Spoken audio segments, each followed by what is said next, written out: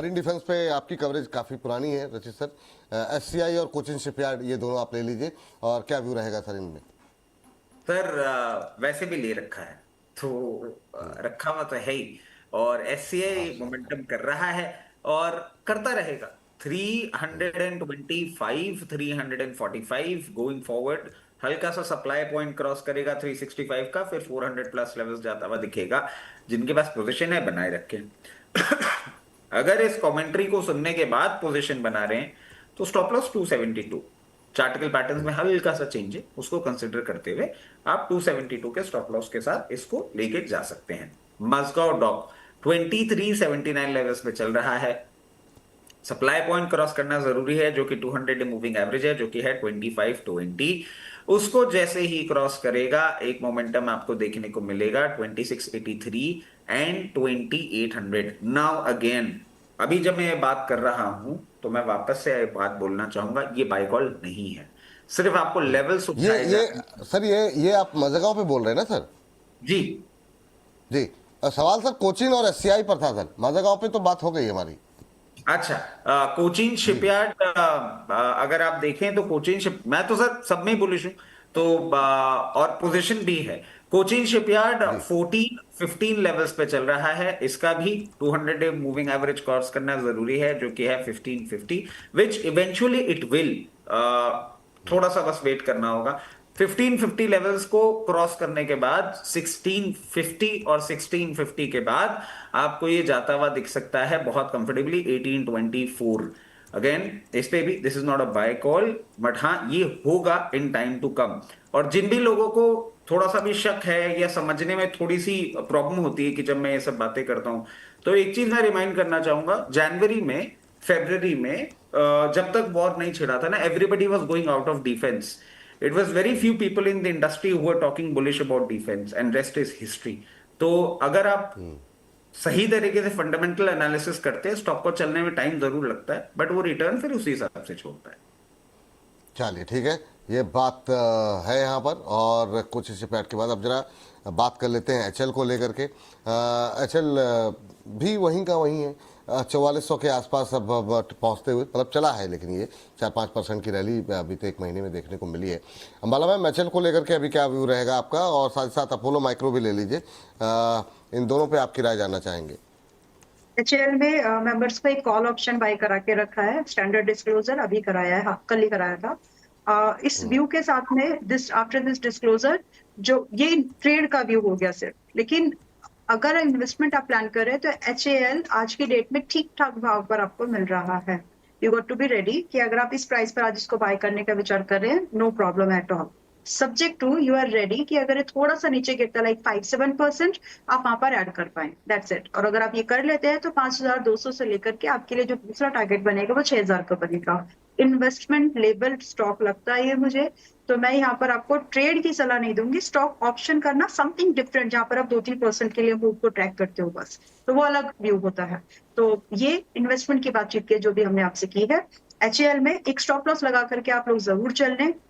अगर आप चाह रहे हैं कि इसमें एक सही वाला स्टॉप लॉस तो बैठता है 3800 का कम से कम, और वही स्टॉप लॉस मुझे लगता है कि आपकी पोजीशन को छोटे मोटे स्पाइक्स में कटने से बचा लेगा। तो एक स्टैंडर्ड स्टॉप लॉस 3800 आप लगा लो, 5200 6000 के टारगेट्स के लिए करंट प्राइस पर बाय कर सकते हैं।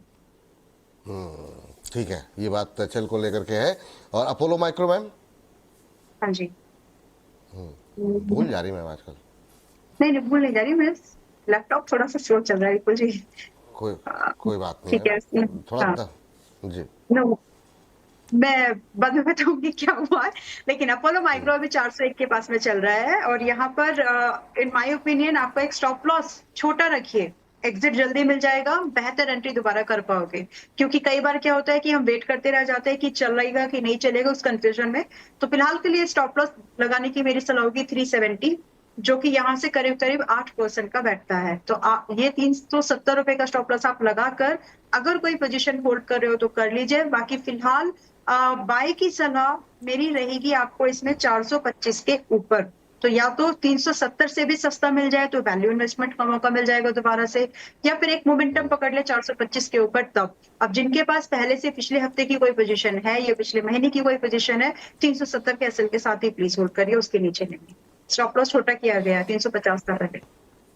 चलिए ठीक है, ये बात अपोलो माइक्रो को लेकर के निकल के आई है। और इसके बाद सर एक ये दर्शकों की तरफ से है सवाल, हालांकि इस पे जेनेसार टेक्नोलॉजी को लेकर के जरा एक बार देख लीजिए क्या करना चाहिए जेनेसार को लेकर के। काफ़ी लोगों के सवाल हैं इसको लेकर के, राम जी का भी है और भी बहुत सारे लोगों का प्रेशर है।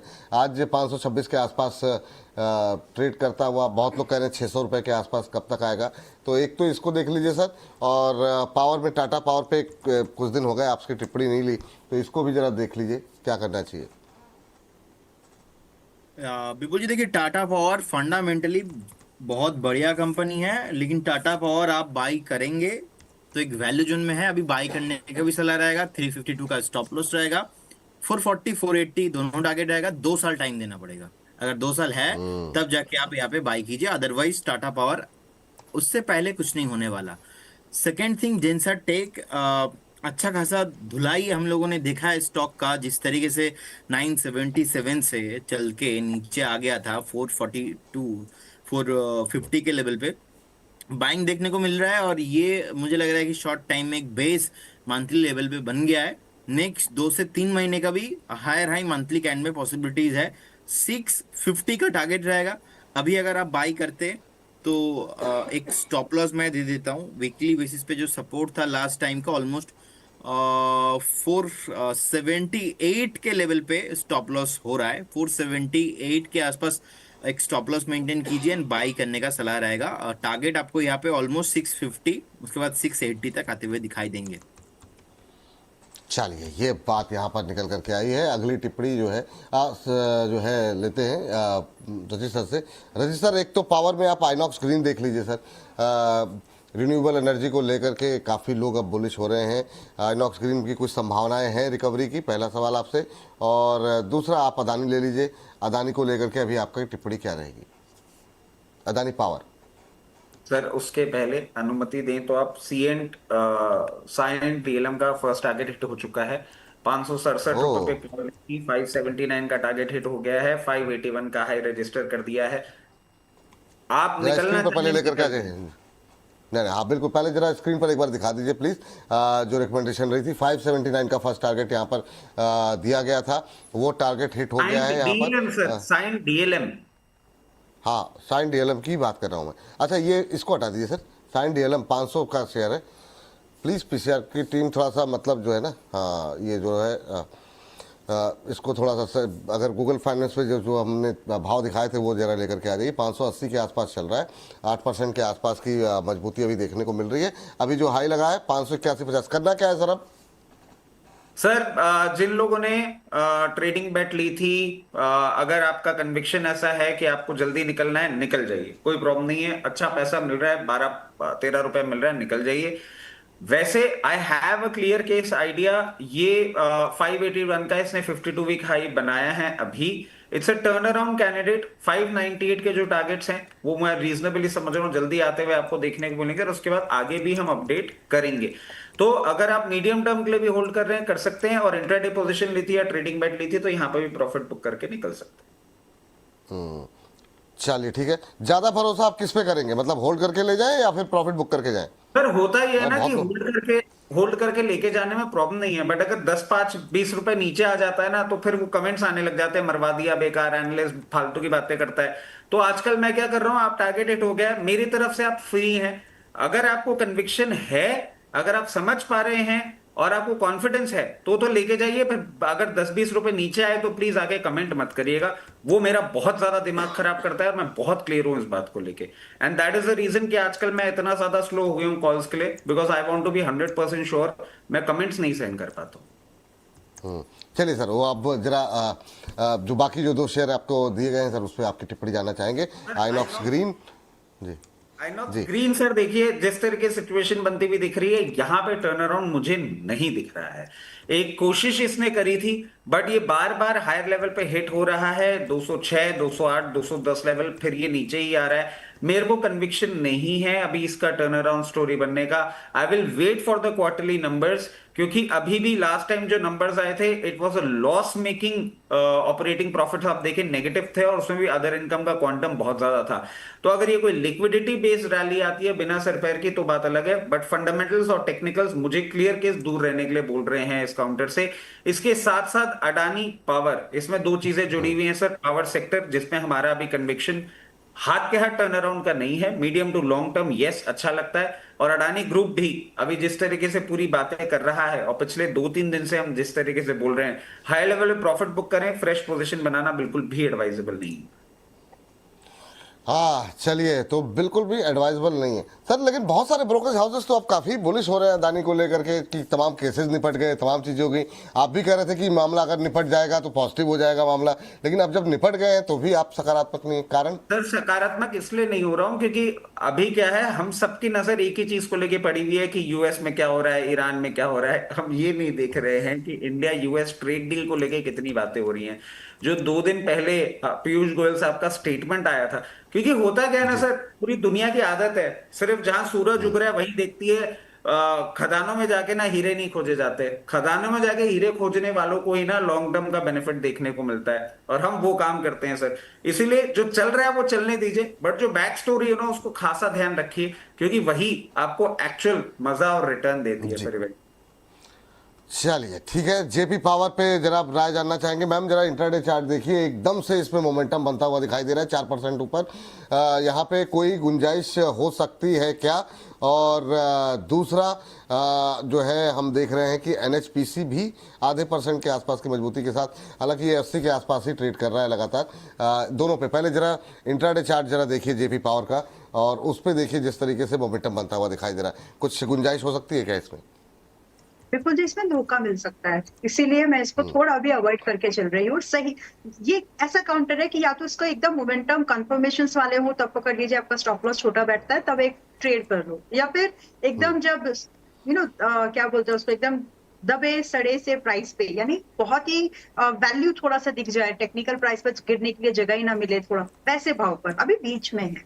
तो इसीलिए मैं इसको फिलहाल अवॉइड कर रही हूँ कि इसमें फ्रेश रिकमेंडेशन देना इसीलिए मना है फिलहाल के लिए, मतलब मैं इसलिए अवॉइड कर रही हूँ। मेरा ध्यान जहां पर है, मैंने मेंबर्स को जो आज अभी पहले डिस्क्लोजर, क्योंकि जब पावर की बात हो रही है तो कहाँ पर हम लोग बाय कर रहे हैं, तो मैंने आज के डेट में जो मुझे लग रहा है ठीक, मैंने जीनस पावर्स में अपने मेंबर्स को एक बाय रिकमेंडेशन दी है, और आज ही का ट्रेड है वो। तो अगर आप लोग चाहें, आपके हिसाब से आप ढूंढ लो कि कितना उसमें मूवमेंट बन सकता है। मेरी नजर में यहाँ पर जो रिस्क छोटा है, अपसाइड बन सकती है। तो क्योंकि हमने मेंबर्स को आज ही बाय करा है, तो स्पेसिफिक नंबर्स तो शेयर करना, लेकिन आउटलुक शेयर कर देती हूँ, मुझे पॉजिटिव लगता है। तो जो अगर पावर से ही पैसा बनाना है, जीनस वीनस, ये ₹1 वाला?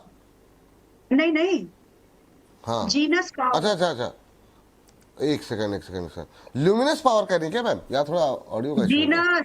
जीनस जनरल अच्छा, जीनियस जीनस अच्छा जीनस। वीन, चलिए लेवल बता दीजिए मुझे जरा। मैं गलत प्रोनाउंस कर रही हूँ क्या इसको? नहीं, मुझे मुझ तक आवाज थोड़ी सी गड़बड़ाई। जीनस पावर ठीक है आपका, मुझे वीनस सुनाई दे रहा था बार बार। तो नहीं, वीनस नहीं, जीनस। वो साउंड सिमिलर ही करता है, फोनेटिक है, इट्स ओके। हाँ, तो हमने मेंबर्स को बाय करा है डिस्क्लोजर, और पावर में कहीं ना कहीं मुझे ये स्टॉक आज के डेट में बेहतर लगा स्विंग के लिए, इसलिए। तो आप लोग भी 327-28 के पास अगर कंफर्टेबल हो तो खरीद सकते हैं। 370 ऑनवर्ड्स टारगेट है। एसएल जो है यहाँ पर आपका स्टॉप लॉस बैठता है 270 का, 370 और 415 के मिनिमम टारगेट्स में देख रही हूँ। 370, 415 ये आपने टारगेट दिए हैं यहाँ पर। और टाइम फ्रेम क्या बताया मैम? पहला टारगेट शायद 3-4 हफ्ते, और दूसरे के लिए समय लग सकता है। चलिए ठीक है, 370, 415 दो टारगेट दिए गए हैं यहाँ पर। 370, 415 स्टॉप लॉस लगाइए 270 का। चलिए।